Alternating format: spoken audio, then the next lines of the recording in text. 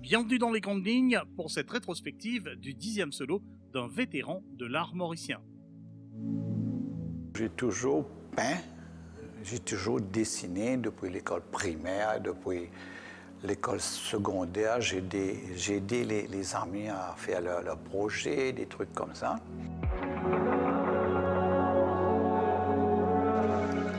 Et puis, je me suis marié, il y a eu les enfants, il y a eu le côté social, il y a tout ça qui vous bouffe le temps. Et j'ai abandonné la peinture. Mais arrivé à 40 ans, j'ai réalisé que ce serait injuste de ne pas partager ce don qui m'a été donné. En 1992, à peu près, que j'ai pris cette décision-là. Je crois même pas après 1 an ou 2 ans, j'ai fait mon premier solo. Artiste autodidacte, il aura forgé son style en suivant les lignes que lui dictait son pinceau au fil des décennies. Du 28 juillet au 3 août 2022, Silvio Delapere tenait sa 10e exposition solo au Playground Codan Art Center. Il y présentait une collection rassemblant les nombreuses thématiques qu'il aura traitées au cours de sa carrière. Les thèmes de mes expositions solo se suivaient et s'indiquaient par eux-mêmes. C'est-à-dire que le premier que j'ai fait, c'était en guise de présentation. Puis ça, quand j'ai commencé à peindre, j'ai réalisé que l'artiste, il rêve. Le deuxième, c'était entre le rêve et la réalité. Et puis ça a suivi entre l'humilité, la vanité, etc. Mais à chaque fois que je faisais un solo, j'avais à attendre que le deuxième, que la suite, le thème suivant se naisse. 10 ans séparent cette expo solo et la précédente. Phénomène étonnant pour ce peintre prolifique qui peint depuis 30 ans. Et fatalement, avec le temps, quand j'ai épuisé certaines facettes de l'artiste, et le choix devenait un petit peu plus restreint, disons, et le temps s'allongeait entre les premières et les dernières expositions. Donc après la 9e exposition, le prochain thème se faisait difficilement venir. Et puis il y a eu le Covid. C'est déjà 3 ans sèches. Ce 10e solo du peintre se veut aussi la dernière. Révérence dans le fond et dans la forme, titre des plus évocateurs en guise de remerciement. Tout ça explique un petit peu cet écran-là et le temps qui continue à courir. Et j'ai pensé, bon, j'ai épuisé presque tous les thèmes que j'expose et qu'il est temps maintenant de remercier le public pour tout ce qu'il m'a apporté, tout ce qu'ils m'ont soutenu. Bien sûr, je n'abandonne pas la peinture. Mais pour refaire notre solo, je ne vais pas me forcer pour aller chercher un thème et juste pour pouvoir continuer à faire un solo. C'était pas ça le but. C'était pas ça le but. Le but, c'était de partager un aspect de mon personnage, l'artiste, à chaque fois. Et je pense que c'est fait, quoi. Chaque tableau porte la griffe très personnelle et reconnaissable de ce coloriste confirmé. J'ai commencé à l'huile. Mes premiers tableaux sont peints directement à l'huile, ébauchés à l'huile, sans croquis, sans rien. J'attaquais directement à l'huile. Mais un jour, il y a un ami qui est venu rendre visite à son île, à l'île Maurice, et il m'a dit de peindre un tableau pour lui, il part dans 1 semaine. Donc, un peu par la force des choses, j'ai dit, je vais faire l'acrylique, parce que ça sèche plus vite. Et là, j'ai commencé à ébaucher à l'acrylique et à terminer à l'huile. Au fil des temps, le pourcentage entre le temps que je prends dans l'acrylique et terminé à l'huile changeait. Et peut-être avant, c'était 50-50, et puis ça, c'est devenu 75 acrylique, 25 à l'huile. Donc, c'est pourquoi je mets toujours comme petit technique mix acrylique-huile. Donc je peux peindre avec les deux, mais au fil des temps, je crois que l'acrylique a pris le dessus sur l'huile. Son pinceau vigoureux réunit dans le même cadre le réel et le fantaisiste. Quand j'avais commencé à peindre, il y a toujours une pensée qui me trottait la tête, qui me hantait un peu, que de peindre des choses a priori laides que les gens ne regardent pas et la rendent belle. Une vieille marmite, une chaise, un banc, des trucs que l'on ne regarde plus, ces beautés-là. Moi, je voulais rechercher ces beautés que les gens ne regardent plus. Donc, ça m'a poussé un petit peu vers des détails un petit peu insolites, le cru, le nu. N'empêche qu'il y a aussi des choses qui sont beaux que je continue à peindre. Je ne suis pas un extrémiste, je suis pas donc ma palette de choix est assez large. Depuis ma première exposition, la femme, le nu aussi, j'avais mis au moins un ou deux tableaux de nu. Et j'ai vu que le public mauricien au français n'est pas froissé. Là, j'ai osé, j'ai pris un risque. J'ai pris un risque. Je crois le dernier grand peintre qui a fait des nus, c'était Hervé Masson. Là, j'ai pris le risque de faire une exposition de nus en Alliance française, complètement avec des nus. Et je vais vous avouer que beaucoup de mes peintures de nus ou de femmes sont achetées par des femmes. J'ai pu atteindre le but de représenter la femme, le nu, sensuellement, mais sans être vulgaire, sans être dégradant.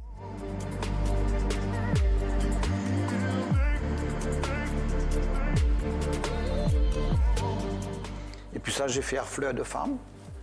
Et là, je suis passé après à Fleur de lune, qui a mélangé la femme et la lune, que la lune, je la considère un peu comme féminine, le soleil un peu comme masculin.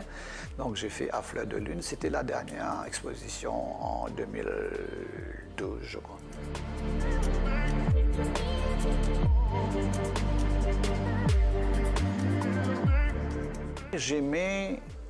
J'aime toujours les impressionnistes. Cézanne, Van Gogh, Renoir et toute cette série de bonheur. Mais je vais vous avouer quelque chose, j'avais peur de copier un de ces artistes-là pour devenir un deuxième Cézanne, un deuxième Renoir, un deuxième Van Gogh et tout. Je me suis efforcé de ne pas acheter aucun livre d'aucun de ces impressionnistes-là. Je me suis dit non, Silvio, attends que tu as ta propre façon de peindre, ton propre style, et puis ça, tu vas regarder.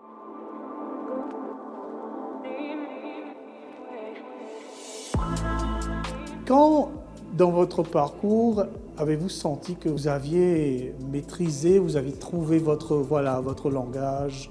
Alors, cette tendance est venue par le fait que je faisais un remplissage instinctif. S'il y a une montagne, donc en faisant le ciel, je suivais le contour des montagnes pour remplir le ciel, et ça donnait ce mouvement automatique. Peut-être avant c'était un petit peu plus soft, disons. Et puis ça, j'ai trouvé que ce remplissage instinctif était peut-être, je crois, chaque artiste doit chercher sa façon de peindre, son style et ce qu'il aime dans ce côté instinctif de commencer un tableau.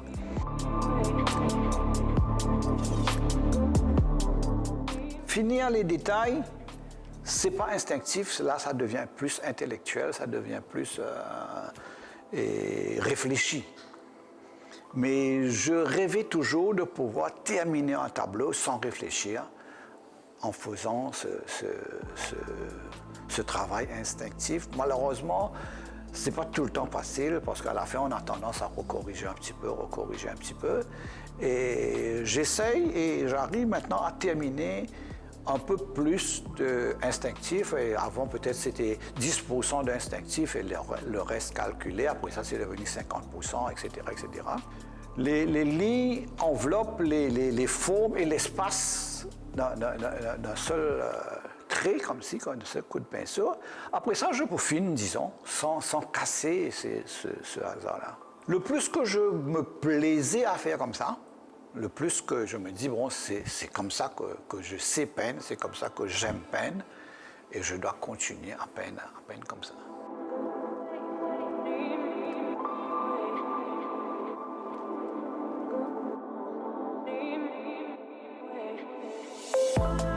Alors si aujourd'hui on devait vous demander de jeter un regard sur vous-même, Écoutez, c'est une question très difficile à répondre parce que je ne me considère pas comme un peintre qui a voulu devenir comme ça ou comme ça. Je suis un cheminement et j'ai eu du plaisir à faire ce cheminement-là.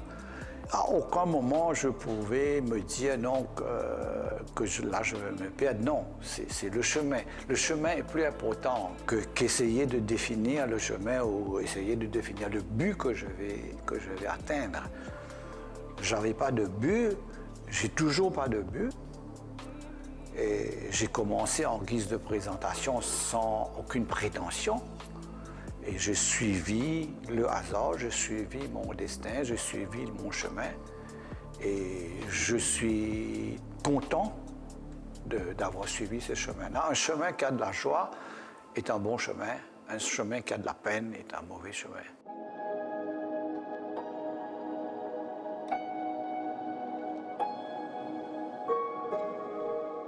votre palette n'a jamais vraiment dévié. Vous êtes resté justement dans ce registre extrêmement festif de la couleur. Vous le saviez dès le départ, ça, 30 ans de cela, vous saviez que c'était ça, voilà, vous étiez dans ce créneau-là. Je ne conseille pas à aucun débutant de définir ce qu'il va peindre, quelle façon qu'il va peindre à l'avance.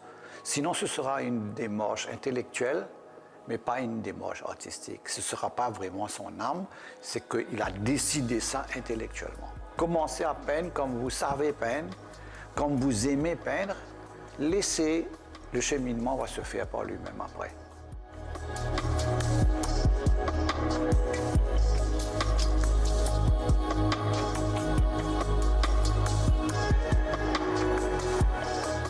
Mais quand je peins, je vois que je suis plus à l'aise avec ces couleurs-là ou telle autre couleur. Telle autre couleur, je ne peux pas les dégrader trop longuement. Et ce sont ces hasards-là qu'il faut suivre pour pouvoir trouver votre façon de peindre, votre style. Mais ne pas essayer de le définir à l'avance. Laissez peigner comme vous aimez. Comme vous sentez que vous pouvez le faire, et c'est là-dessus que vous allez travailler et améliorer.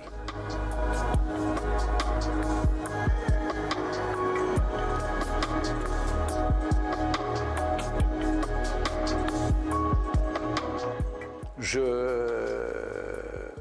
réalise que ça, il y a un coût pour faire cette peinture-là. C'est pas tout le monde qui est donné d'avoir de l'argent pour investir sur des toiles, sur de la peinture, et ça coûte cher. Et il faut payer sa passion, il faut payer son accomplissement. Et je suis très pragmatique, si on peut retirer son argent, c'est tant mieux. Mais il ne faut pas que ça devienne le but. Quand j'avais fait ma 8e, je crois, exposition de nu, j'étais encore plus jeune, j'avais beaucoup de force, j'étais au summum de ma force, de mon art. Je me sentais capable de peindre des tableaux de 2 mètres par 3 mètres dans 2 jours, 3 jours, 4 jours. J'avais cette énergie, cette force en moi pour le faire. Mais quand je réalise, mais le marché ne pourra pas absorber ça. Donc je dois me restreindre à la dimension de mon île et le faire plus petit, le faire bien, mais le continuer à le faire bien.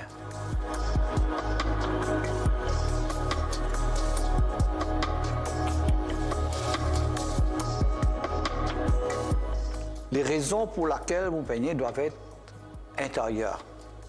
D'abord, personnelles. Et je peux même vous demander de le garder pour vous, de garder, c'est votre secret, c'est votre raison de vivre, c'est votre raison de peindre.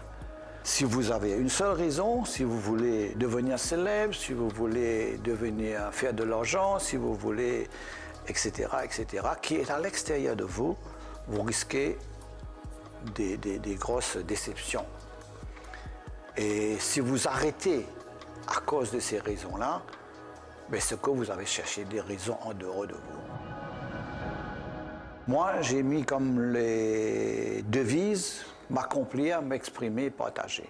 Je me suis accompli, je considère que je me suis accompli dans ma peinture.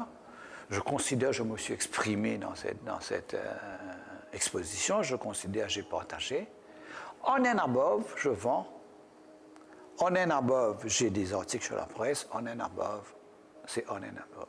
Mais la raison doit être d'abord dans son cœur, dans son âme. Et qu'est-ce qu'il veut accomplir en sa personne d'abord.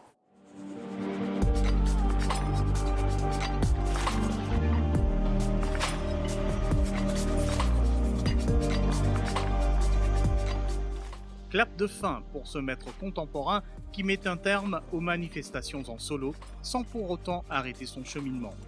L'artiste continue son parcours avec discrétion en explorant ses thèmes de prédilection avec finesse et avec audace.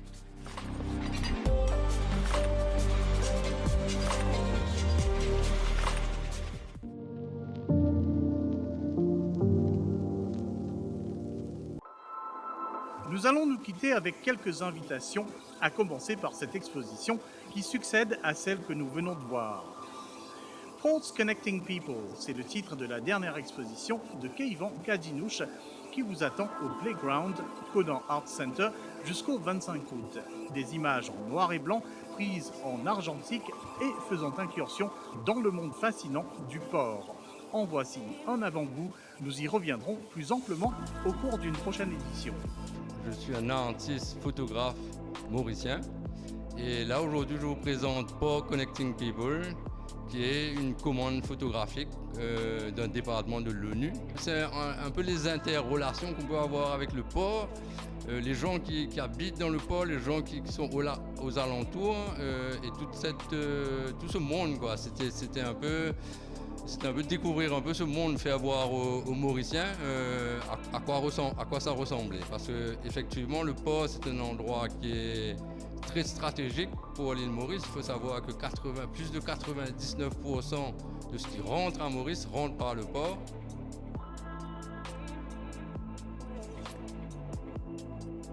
Exposition aussi à l'Acaz Flamboyant jusqu'au 28 août. Kisun Poonam et ses filles Lorna et Hina exposent leurs œuvres. Autre vétéran de l'art mauricien, Dave Churamon fait la rétrospective de ses 40 ans de peinture du 10 au 18 septembre à la Galerie du Génie Edith. Nous y reviendrons naturellement.